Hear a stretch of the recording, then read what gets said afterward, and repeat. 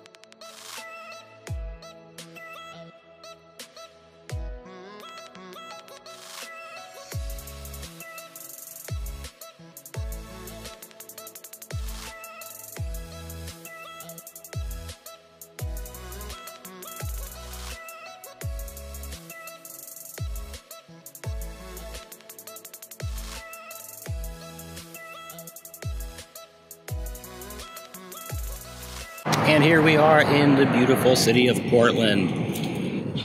Ooh.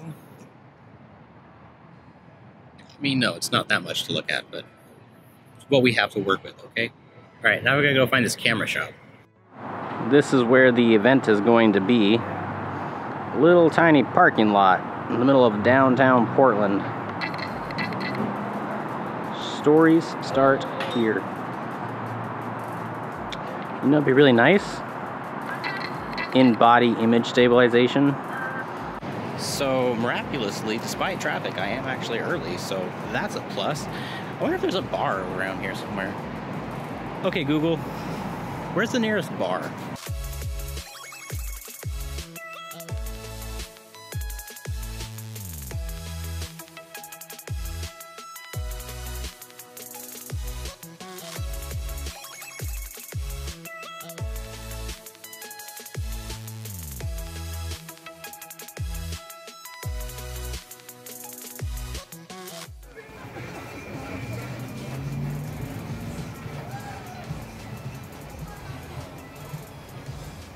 Portland, man, you never know what you're gonna see.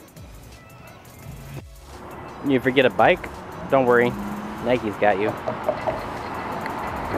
Hey, Tony and Chelsea, if you're watching this, I found a street named after you in Portland, Oregon. Of all places. I know Tony and Chelsea are never gonna watch this show, but you know, I can always hope, right?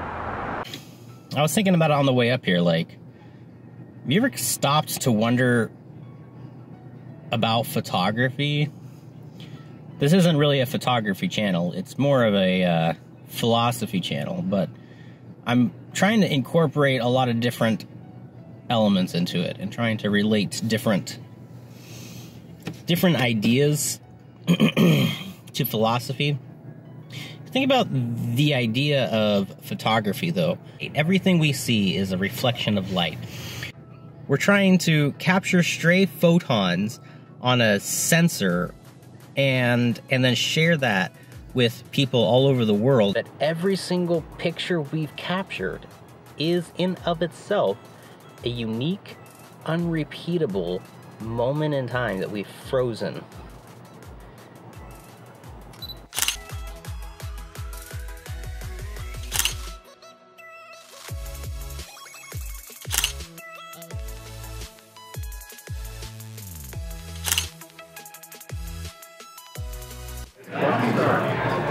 So here we are at the Nikon release of the Z7. Got my Nikon hat.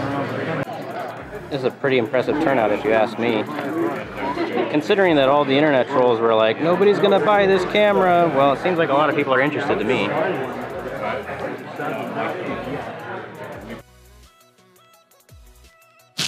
So anyway, what did I think about this Nikon press release? Well, Nikon is the best, obviously. I'm just kidding. Nikon doesn't give me anything. So my first impressions were that it feels really good to hold, which everybody pretty much agrees on. Every single person I talked to was like, wow.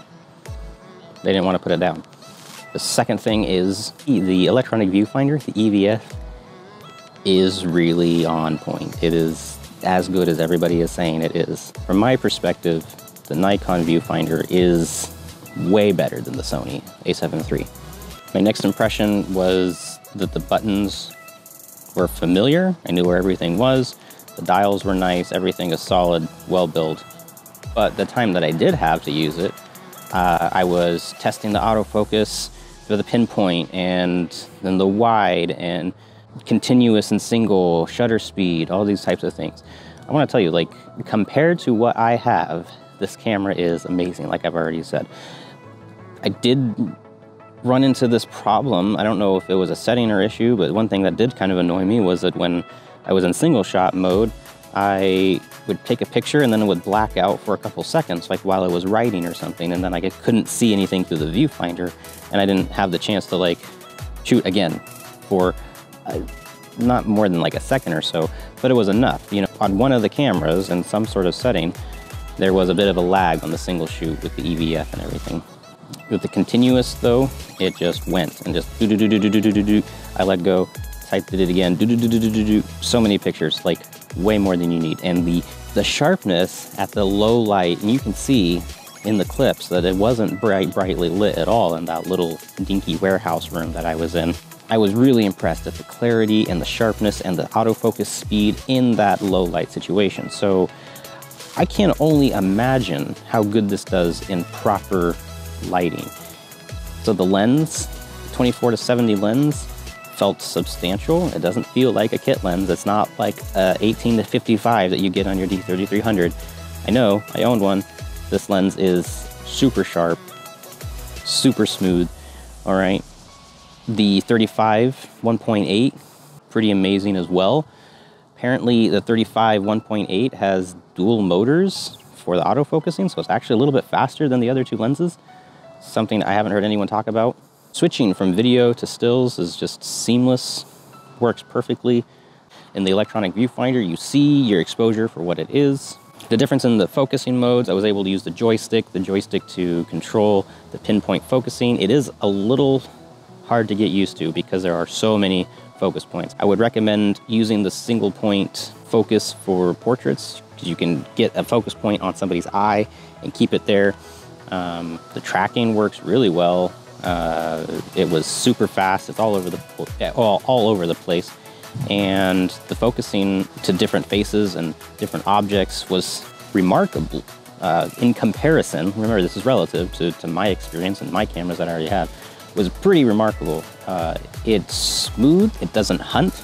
No, it does not have an articulating screen. It doesn't flip out so you can look at yourself. If you want to get 10-bit 422 recording anyway, you've got to get an external monitor to do that. So I don't understand why you can't just get an external recorder, put it on the hot shoe, and look at yourself through the external recorder if you want to record yourself with this camera.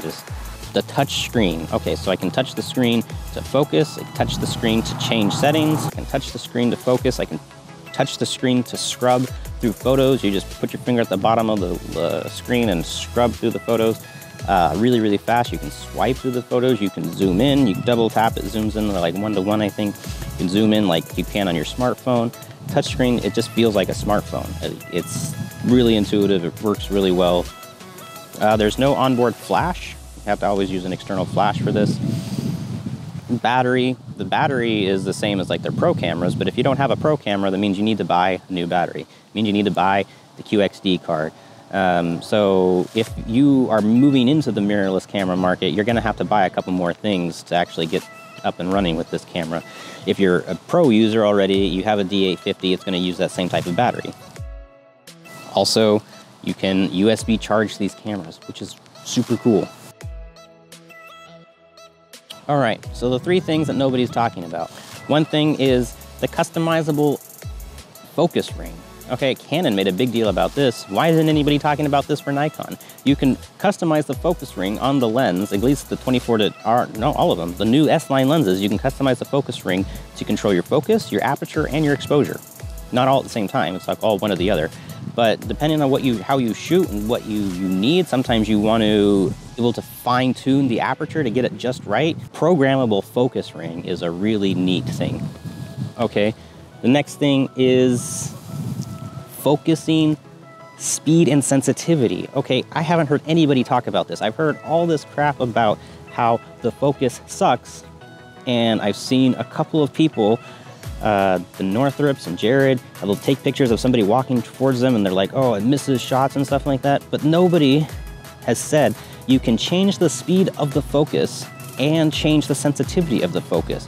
So you can make it so that this focus is slow and it racks slowly for like a cinematic effect, or you can make it fast and sensitive. And that's new. I haven't heard anything about that. Why is no one talking about that? I assume, I'm gonna go out on a limb here, and I think that a lot of the things that people are complaining about would be resolved if they just spent a few weeks with the camera to get to know it and got to know it better. And the next thing that people aren't talking about is the fact that you can shoot in DX mode, like you can in the D850. So if you have crop sensor lenses, you're not losing anything because you can shoot at a cropped mode. So you can still use those DX lenses. You don't have to go buy all new full frame lenses. Hopefully you found this conversation productive, or at least a little bit informative or helpful. If you didn't, if you hate everything about this, then you know what? I don't know why you're watching. Anyway, as I said before, thanks for watching. Consider subscribing and liking and sharing if you're into that. Until my next video, be reasonable, people.